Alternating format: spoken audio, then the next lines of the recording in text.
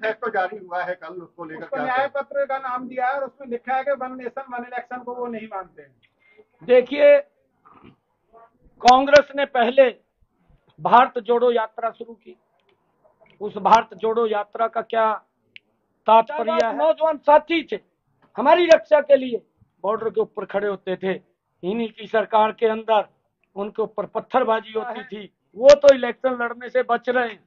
उनको इस बात का मालूम है कि मोदी के सामने हम टिक नहीं पाएंगे, हमारी बेइज्जती होगी। पिछले बार भी बड़े बड़े नेता मैदान के अंदर उतारे थे, उन्होंने अपने मुंह की खानी पड़ी थी। आज कांग्रेस की जो उच्च लीडरशिप है, चाहे राहुल गांधी है, अपने परिवार के गिरेबान में जा करके देखना चाहिए और फिर विचार करना चाहिए कि भारत जोड़ो जो उसने कहा है, क्या उनके पूर्वजों ने उस भारत जोड़ो का सम्मान किया है?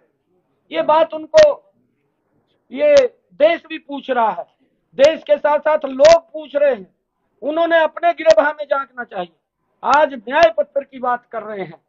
जिस व्यक्ति ने, जिस दल ने 55 वर्ष तक एक क्षेत्र शासन किया हो और उसके शासन के अंदर घर के अंदर ना तो पानी पीने के लिए मिला, ना बिजली मिली और ना ही किसी भी व्यक्ति को जो ये बात बोलते हैं गैस का सिलेंडर मिला। अरे ये आज न्याय की बात कर रहे हैं। न्याय तो आपकी सरकार के अंदर लोगों के साथ अन्याय होता था और वो अन्याय, एक गैस का सिलेंडर लेने के लिए 3 दिन तक लाइन में लगा रहना पड़ता था। देश के लोग भूले नहीं हैं।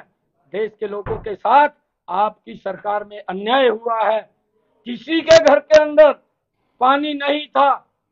ये आपकी सरकार के अंदर देश के लोगों के साथ अन्याय हुआ है। मैंने देखा है कि हमारी माताएं बहनें 1-1 किलोमीटर से सर के ऊपर मटका रख करके पीने का पानी लेकर के आती थी। वो अन्याय था। नरेंद्र मोदी जी ने न्याय किया है। इन्होंने तो गैस का सिलेंडर लाइन में दिया। नरेंद्र मोदी जी ने न्याय किया है, उस लाइन को खत्म किया और लाइन को खत्म करके उस माता बहन के घर के अंदर भी गैस का कनेक्शन सिलेंडर पहुंचाया, जिसके घर के अंदर गैस का सिलेंडर कनेक्शन नहीं था। और हर घर के अंदर नल और स्वच्छ जल पहुंचाने की व्यवस्था भी ये न्याय नरेंद्र मोदी जी ने किया है। देश जानता है, देश देख रहा है, इनकी सरकार के अंदर देश के साथ अन्याय हुआ है।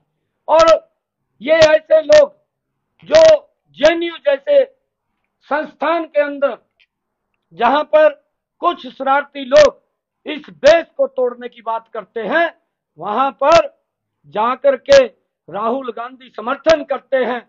ये देश के साथ अन्याय है। न्याय तो आज शांति प्रिय लोग रह रहे हैं। ये नरेंद्र मोदी जी के समय देश के साथ अन्याय था। हमारे जो जांबाज नौजवान साथी थे, हमारी रक्षा के लिए बॉर्डर के ऊपर खड़े होते थे। इन्हीं की सरकार के अंदर उनके ऊपर पत्थरबाजी होती थी। ये देश के साथ अन्याय था। परंतु आज न्याय हो रहा है। आज उन नौजवानों के ऊपर ना तो पत्थरबाजी है और ना पत्थरबाज दिखाई देते हैं। ये देश के साथ